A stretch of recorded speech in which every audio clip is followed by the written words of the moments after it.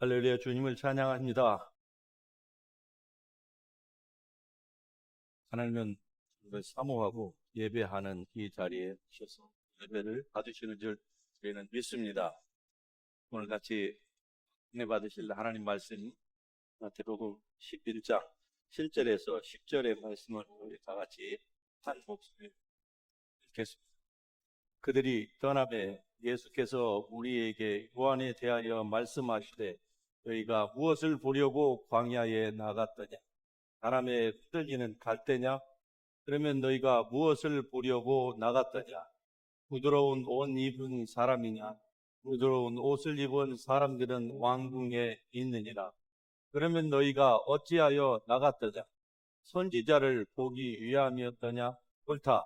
내가 너희에게 이르노니 선지자보다 더 나은 자니라.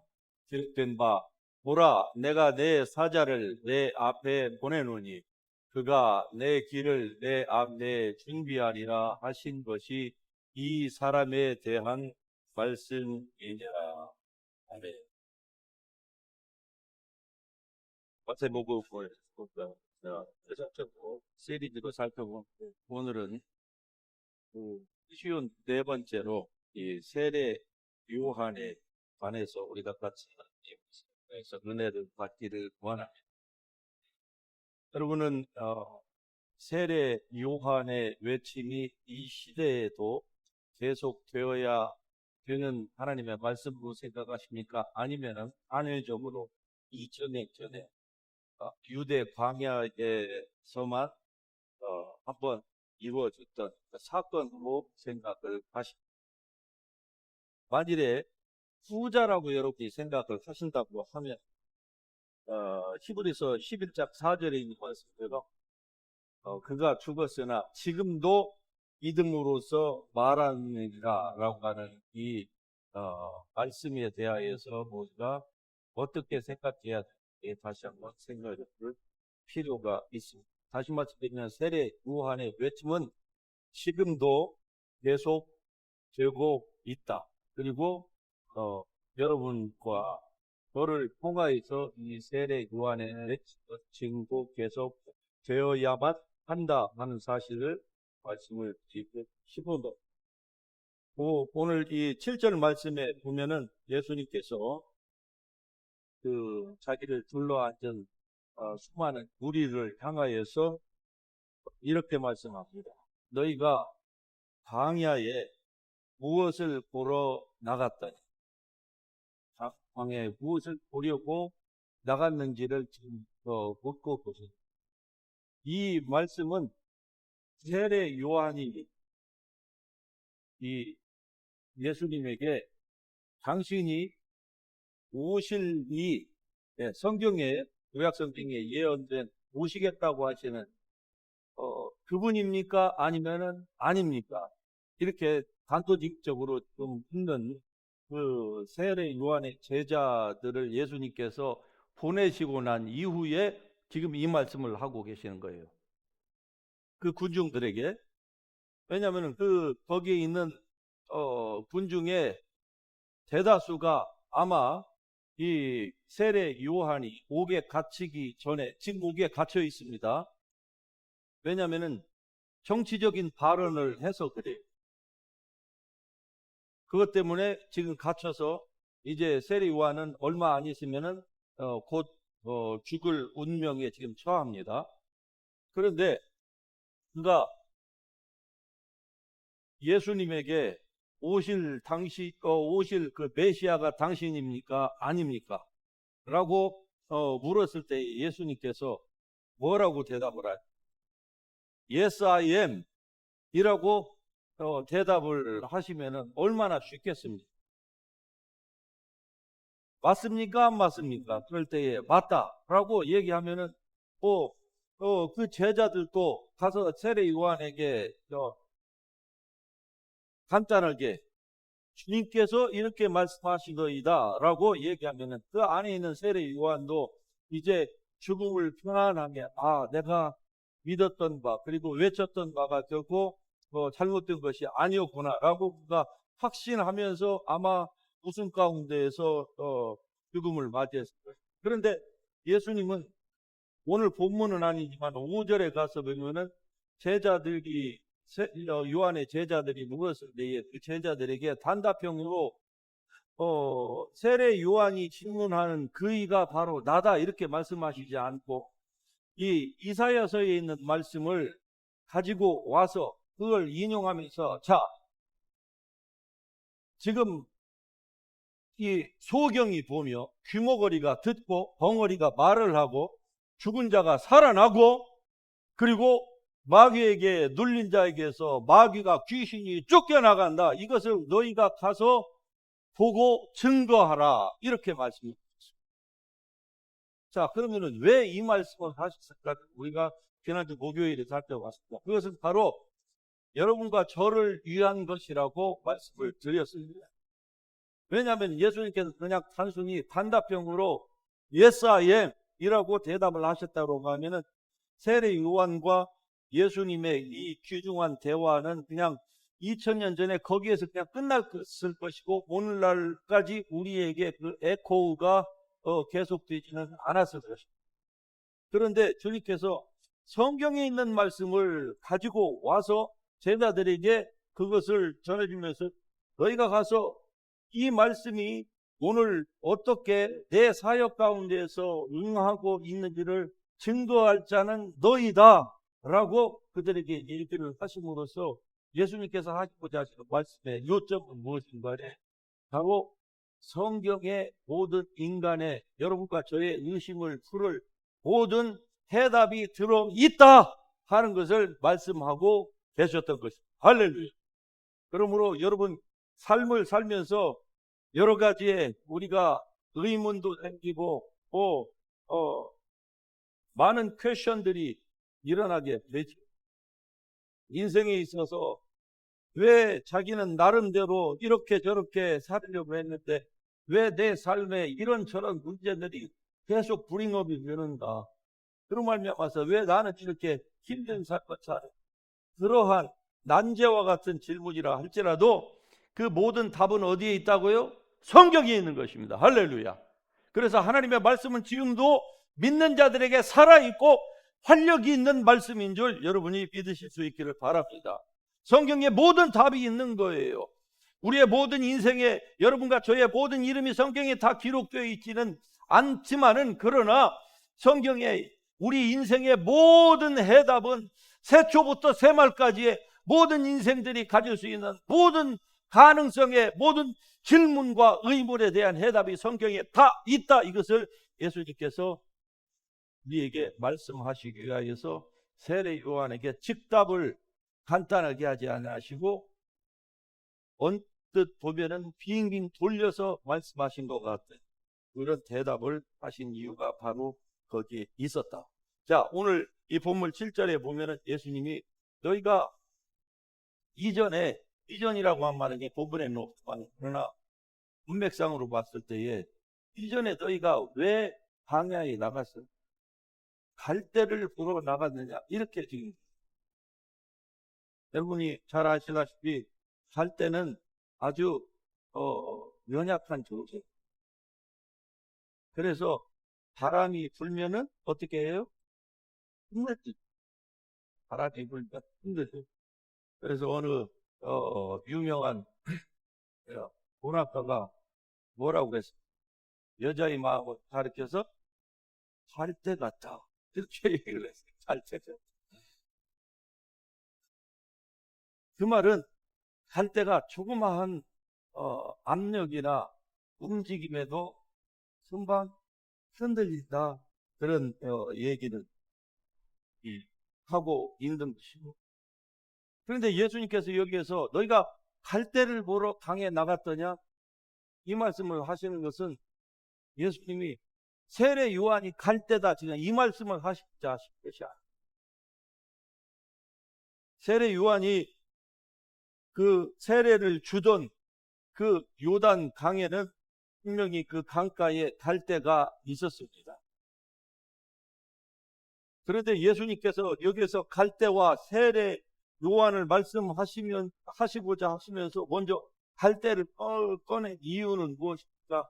세례 요한은 강가에 있는 조그마한 미풍에도 이리 흔들리고 저리 흔들리는 갈대와 같은 자가 아니다라고 하는 것을 주님께서 지금 말씀하시고자 하신 거죠.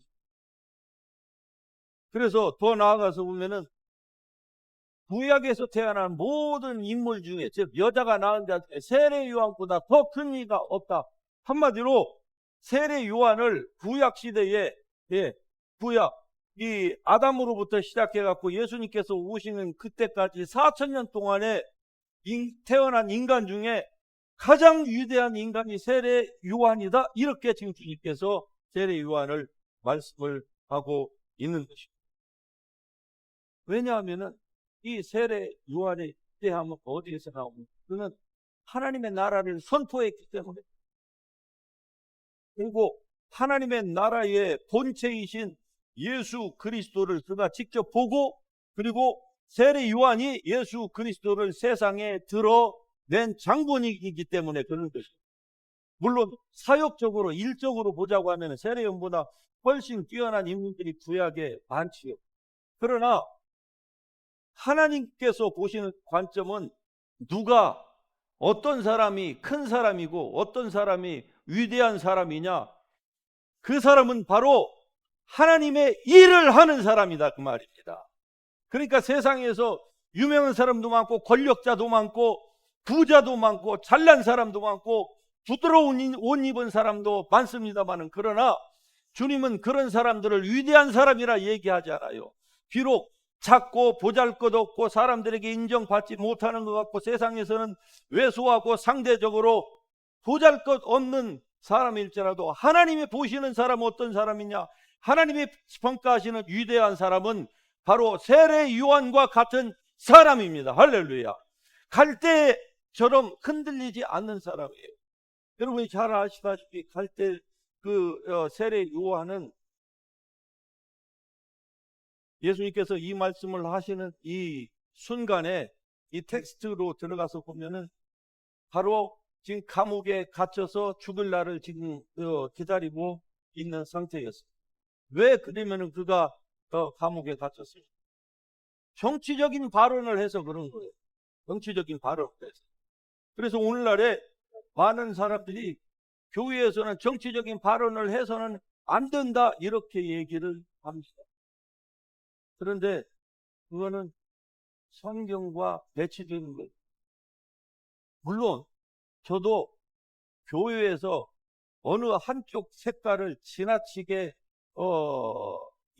강하게 이 색깔을 비치는 것은 당연히 저도 동의하지 않습니다. 그러나 정치적인 얘기를 교회에서는 하지 말고 믿음, 소망, 사랑만 얘기해야 된다. 그것은 성경의 가르침이 아닙니다.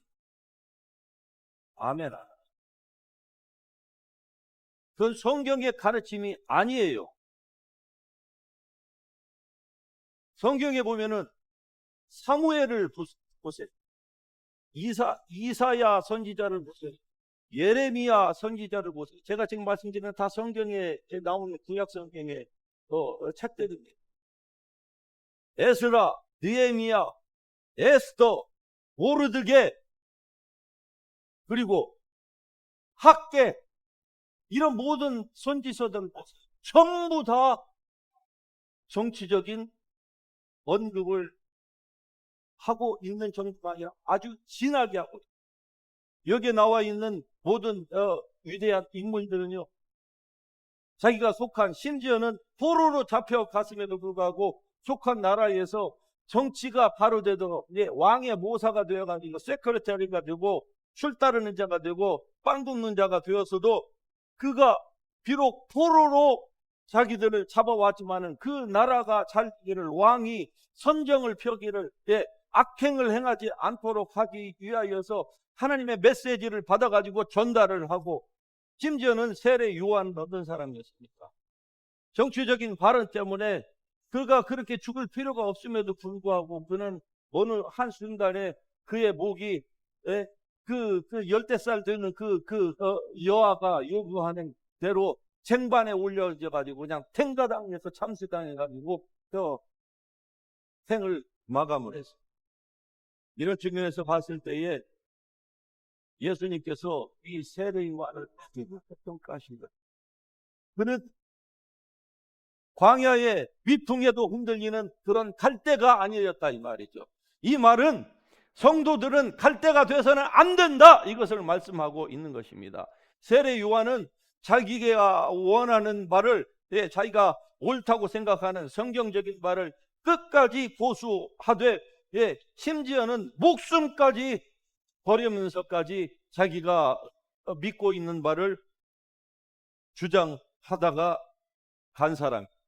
그러나 어느 누가 세례 요한이 개죽음을 당했다, 그의 죽음은 아예 헛된 죽음이다, 이렇게 얘기하는 사람이 단 한 사람이라도 있을까요? 세례 요한의 죽음의 그 진면목을 아는 사람은, 그가 죽었으나 2000년이 지난 지금도 세례 요한은 오히려 말하고 있는 줄 믿습니다. 할렐루야. 이 세례 요한의 이 사명을 오늘 저와 여러분 교회가 그대로 받고 있음을 여러분 믿으시길 바랍니다. 물론 우리가 다 세례 요한처럼 그렇게 죽을 필요는 없습니다. 또 그렇게 세례 요한처럼 그렇게 다 위대할 수는 없어요.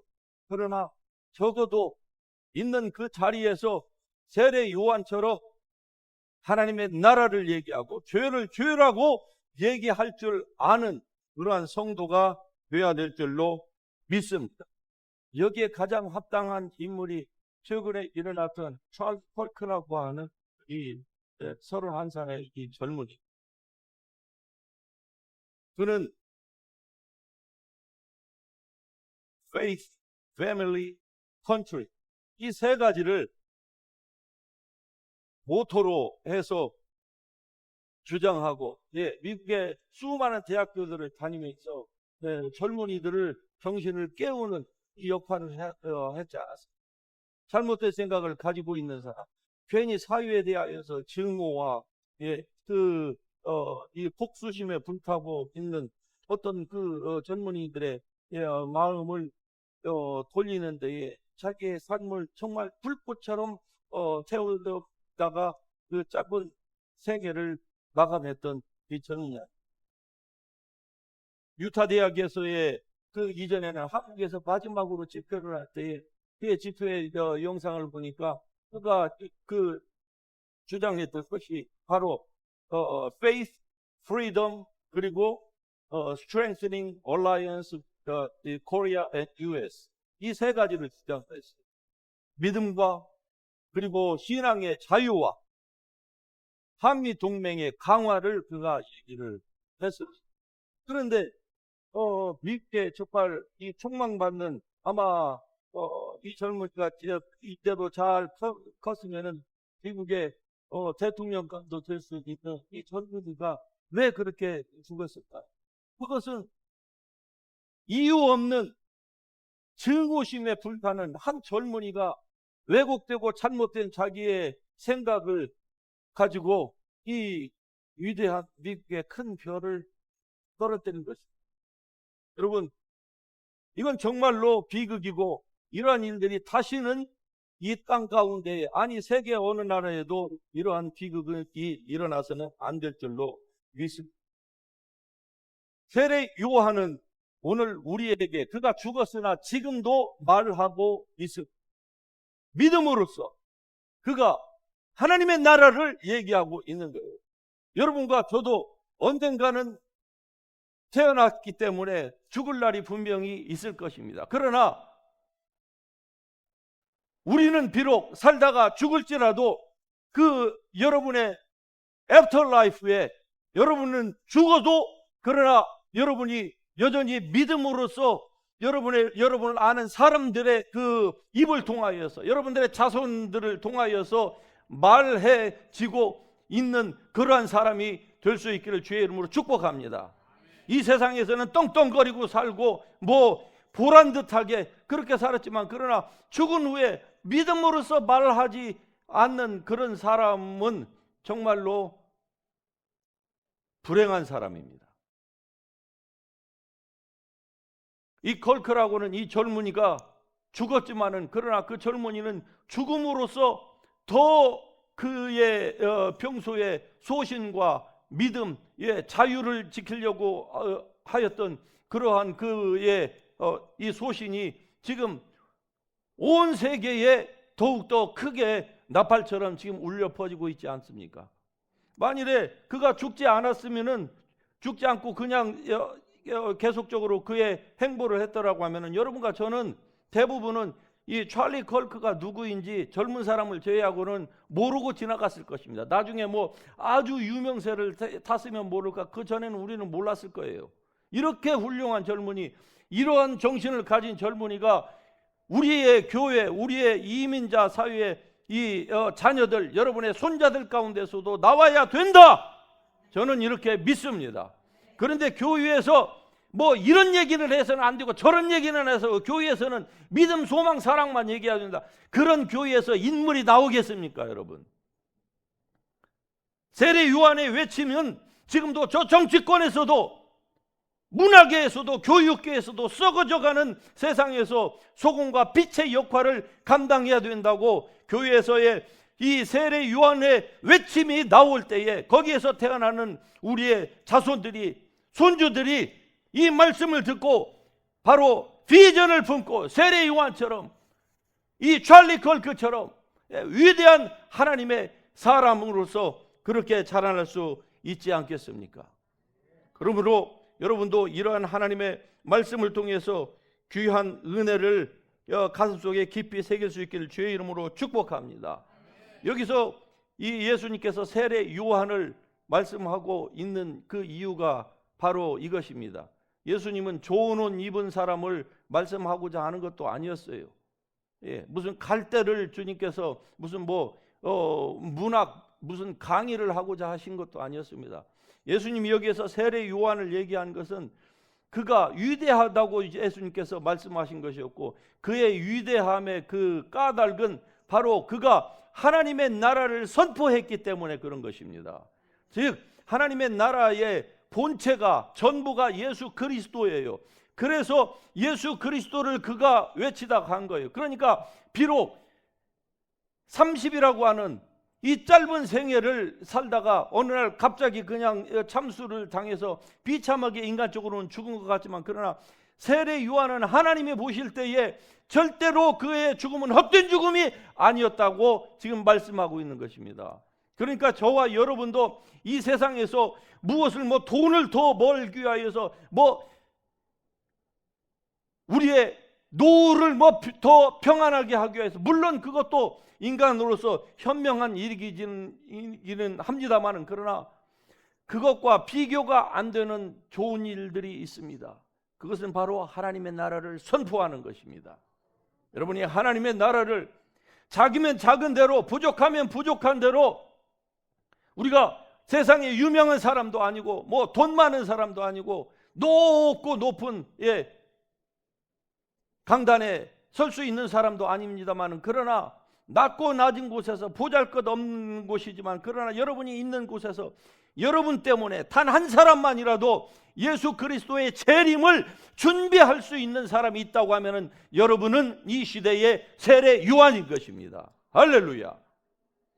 그래서 이 주님께서 세례 요한을 말씀을 하고 있는 것입니다. 교회는요, 세상의 진리의 기둥입니다. 진리의 기둥이에요.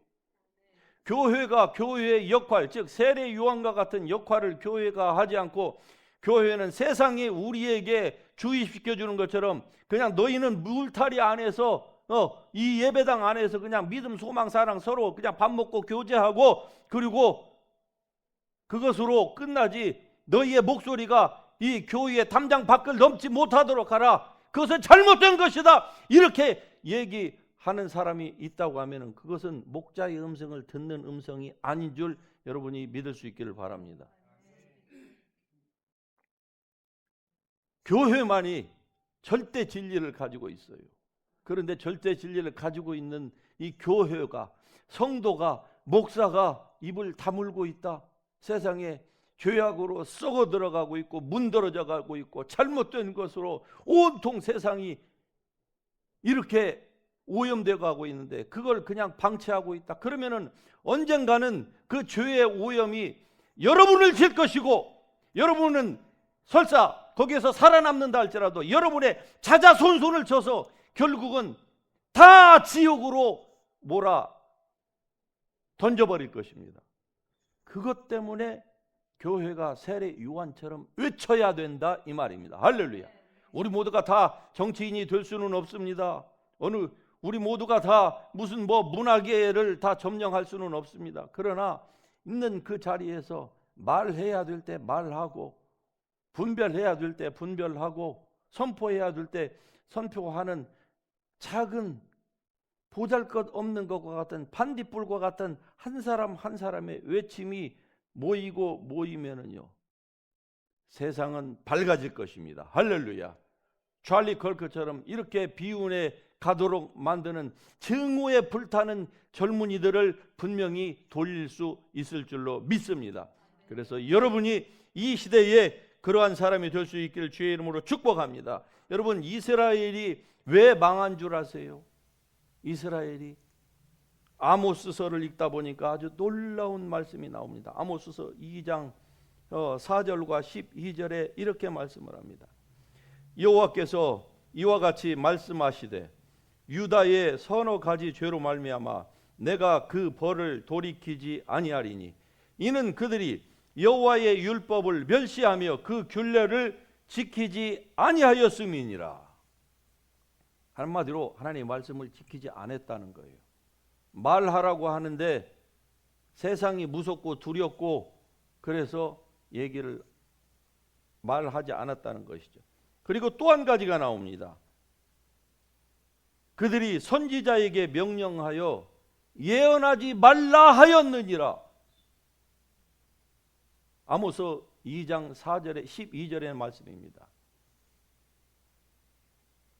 즉 교회에게, 성도에게 너희는 믿음, 소망, 사랑만 얘기하고 다른 것은 얘기하지 마.